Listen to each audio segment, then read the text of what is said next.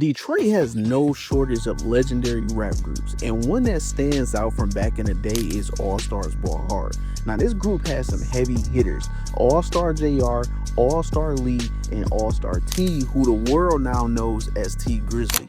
Now, we all know what happened to Tee Grizzley. The man blew up off first day out and basically put the entire city of Detroit on the map with just one record. These niggas prayed on my downfall. Say what? These niggas prayed on my downfall. Now, Allstar Jr also had his run, dropping plenty of hits and building his own solid fan base.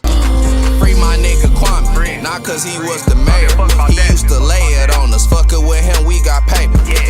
But when it comes to Allstar Lee, things played out a little differently. Now, personally, I always felt like Lee didn't get as much of the spotlight as the others. Now, don't get me wrong, he got his own share of undeniable bangers. For me, a classic will always be a legendary sequel.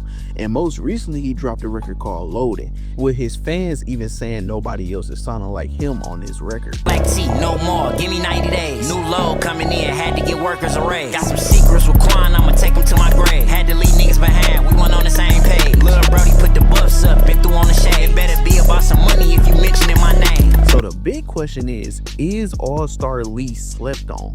Now, Lee himself actually has addressed this topic in a sit-down interview with Kid L. He was asked if he feels like he's where he should be in his career, or does he think he could be doing better? And to be honest, his answer was pretty humble. To be honest with you, bro, it always can be better. You know what I'm saying? I appreciate the people who support me, though, you know. But I know I could be better. I'd have been called a legend, you know what I'm saying, by certain people. And, you know, I don't never down myself. I'm a confident nigga, but I also feel like I got a lot more to do to be like legendary status. But now, he did acknowledge that he isn't exactly where some of his peers are, but at the same time, he is aware that he could be doing more, and that's honestly real.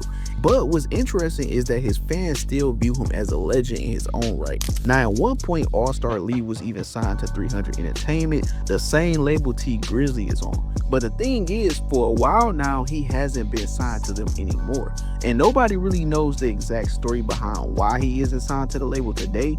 Even his LinkedIn page lists him as formally signed. And when speaking with Kid L, Lee did touch on this a little bit, saying while his time with 300 didn't last, he did learn a lot from the experience. The 300 Entertainment. I really enjoyed the 300 situation because, you know, you gotta experience certain shit. To us, that's like a nigga going to the NBA, bro. That's like you hooping your whole life and you don't really know if it's gonna work. You done been wanting to give up a million times and you get drafted, you know what I'm saying? That's how that was. But I also learned the business aspect of it too. And I think that's the best thing that I got out of that was the knowledge.